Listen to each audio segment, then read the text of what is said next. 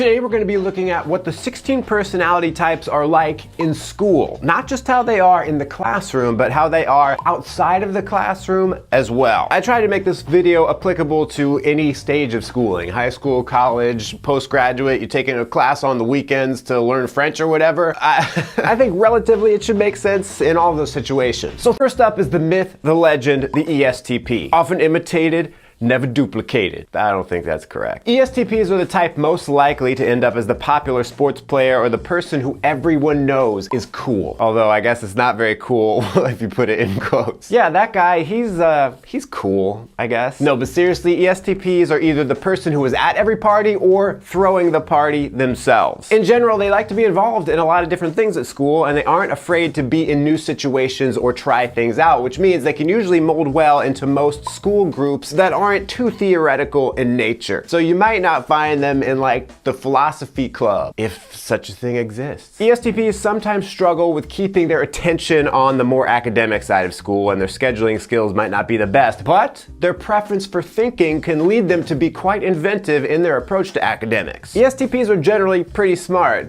but it's also not uncommon for them to find shortcuts or even loopholes to make their time in school a little easier. You know, like befriending a classmate who actually paid attention in class. Or maybe even understanding a class's grading system so well that they know the minimum amount of work they need to do in order to pass. Every teacher's dream student. ESFPs are school's natural social butterflies. I call them butterflies because I was gonna try to do a float like a butterfly, sting like a bee joke. It wouldn't have made sense. They're butterflies because they tend to float around and are happy being friends with most people. They just want to have a good time. Now, they aren't super cliquey. In other words, they're not going to stick to one group of people and look down on people who are not in that group. Instead, you'll usually find them jumping between all the different social groups in the lunchroom or in the hallway or on campus, just so they can see who is having the most fun right now. If they happen to be passionate about learning, you might see them put a lot of energy into that. But overall, ESFPs tend to be less interested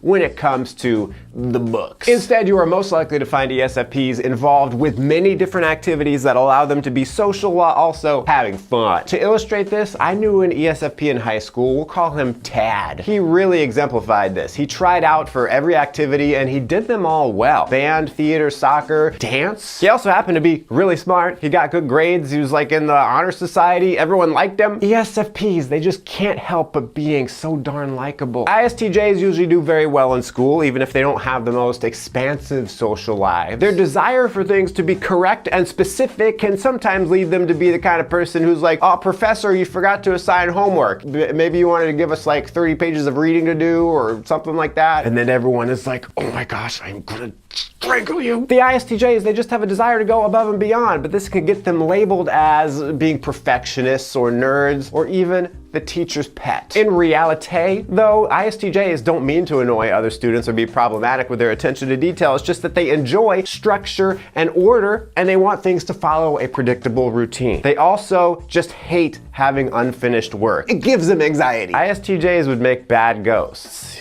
You know, they've unfinished business. A benefit to this, though, is that many ISTJs do well academically. Beyond the classroom, you can sometimes even find them taking on positions in school that allow them to be part of organizing and planning things like class trips or events. If there is ever a student you can go to if you don't know what the homework assignment was, it's the ISTJ. Though they might be like, well, you should have written this down, but here it is. ISFJs are an interesting mix of quiet and social. You can usually find them spending a lot of time with one smaller social group and doing their best to make sure their school friends are happy. To ISFJs, school isn't a race, and it's okay to enjoy the moment and create memories with friends. As such, it's not uncommon to find ISFJs getting involved in and putting great importance on milestone events that happen through the school year. You know, stuff like orientation or homecoming week or graduation. ISFJs often appreciate the pomp and circumstance of these moments the most of all the 16 personalities. If you didn't get that joke, Pomp and Circumstance is a song that is traditionally played at graduation. At least in the United States. I don't know elsewhere.